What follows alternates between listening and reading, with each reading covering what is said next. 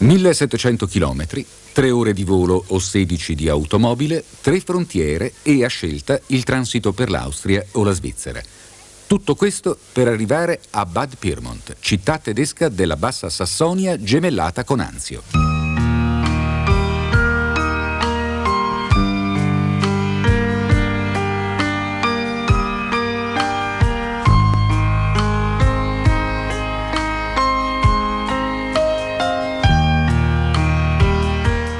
Arrivandoci dall'alto, la città appare come raccolta su se stessa, in questa ampia vallata dove le colline, non più alte di 300 metri, la cingono in un tenero abbraccio, delineandone i contorni.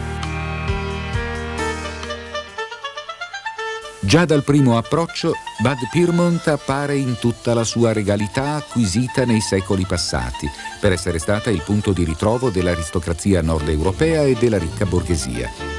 Si ricorda ancora con orgoglio il 1681, quando si ritrovarono a Bad Pyrmont più di 40 tra re e rappresentanti di sangue reale, nonché uomini illustri, artisti, scienziati e politici. Basti ricordare Benjamin Franklin, Wolfgang von Goethe, i compositori Georg Philipp Telemann e Albert Lürzing, e dove l'occasione del soggiorno termale si trasformava in un incontro sociale e culturale. Molti trattati sono stati scritti per decantare le proprietà terapeutiche delle acque minerali di cui è ricco il territorio di Pyrmont. Acque già conosciute dagli antichi romani che hanno lasciato traccia della loro presenza tramite il ritrovo di monete, fibbie e uno splendido ramaiolo smaltato che sono conservati al Museo del Castello, eretto tra il 1557 e il 1562, appartenente alla casata di Waldeck-Pyrmont.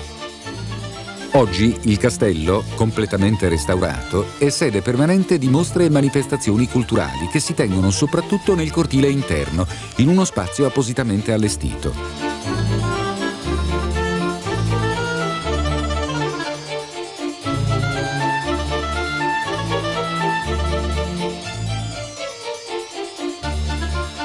Per ammirare la bellezza di questo parco, facciamoci condurre dalle immagini.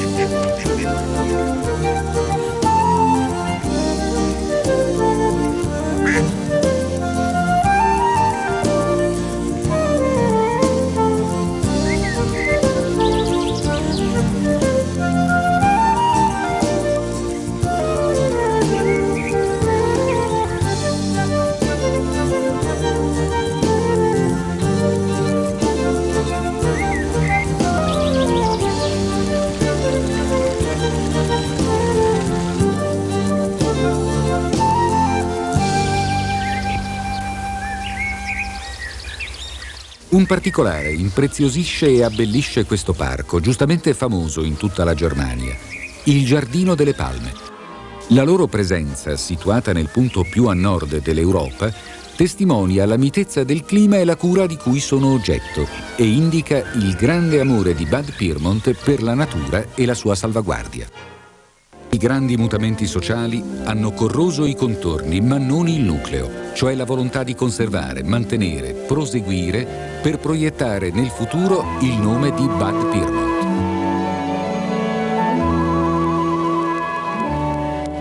Quanti personaggi famosi hanno passeggiato lungo la Haupthalle e la Brunnerplatz? C'è un po' di rimpianto per quest'epoca passata, quando la città era immersa in questa atmosfera di prestigio e solennità per la presenza dei suoi ospiti illustri. La città ha continuato a mantenere un'atmosfera non certo statica, seppure in equilibrio, tra i continui sussulti sociali che si frappongono al bisogno di mantenere intatta la sua fama termale. La giornata per gli ospiti si divide tra una terapia in uno dei tanti impianti termali e la bevuta di una delle acque minerali e, per gustarle sorseggiandole in tutta tranquillità, l'Orchestra delle Terme offre il suo accompagnamento quotidiano.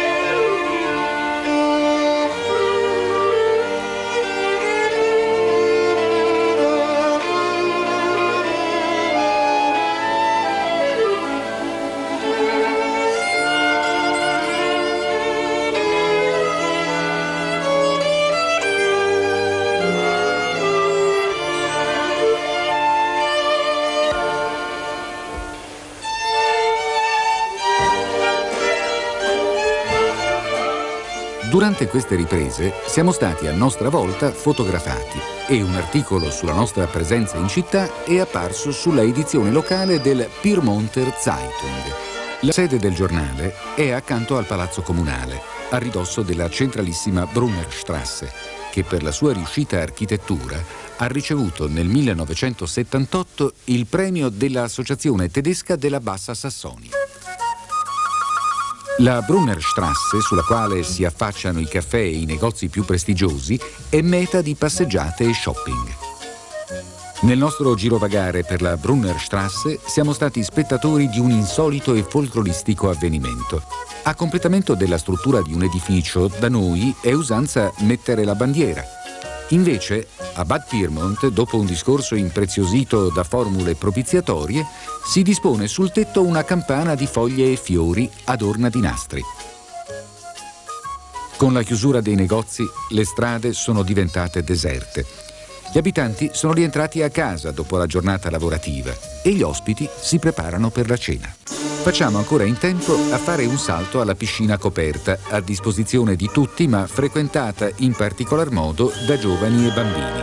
Il tentativo di ripresa delle onde artificiali è stato arduo. Dopo un quarto d'ora di sauna decidiamo di soprassedere e passare all'esterno. La voglia di tuffarci è grande. Soprattutto il nostro tecnico si lamenta per non avere pensato di portare con sé il costume da bagno. Ci guardiamo attorno. I rumori del traffico giungono smorzati. Continuiamo ad essere immersi nel verde. Questa sensazione piacevole ci rasserena e ci chiediamo perché da noi debba essere invece così difficile costruire a misura d'uomo. In questa città, nostra gemella, è il senso sociale e collettivo che prevale. Priorità assoluta viene data alle esigenze dell'ospite, l'anziano, che è l'elemento trainante dell'economia della città, e tutto è in funzione di questa scelta. Bad Pyrmont è una città termale con circa 22.000 abitanti e 5.000 posti letto tra hotel, pensioni e case di cura. La salvaguardia della quiete è assicurata da una serie di disposizioni e tra queste il divieto di circolazione notturna nelle zone dove più alta è la concentrazione degli alberghi. Ma non è solo la tranquillità ad essere garantita. Una particolare importanza viene data alla salvaguardia delle sorgenti per impedire qualsiasi forma di inquinamento.